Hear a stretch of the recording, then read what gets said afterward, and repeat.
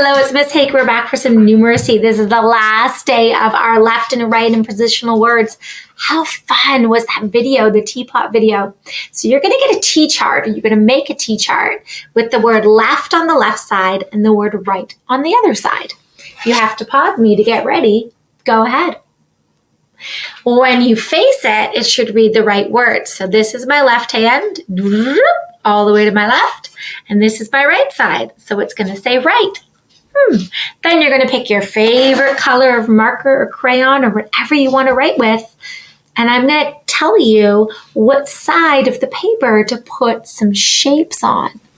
Ooh, okay. Are you ready? I'm going to go nice and slow, and I'm going to count to 10 in between. So you have lots of time. But listening up. I want you to draw a circle on the left side.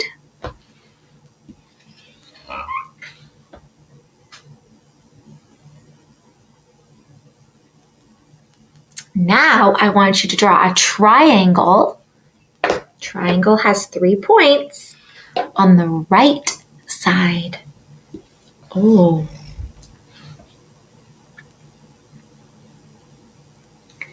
Now I want you to draw an X, X, X, X on the right side. Ooh. Now I want you to draw a heart on the left side.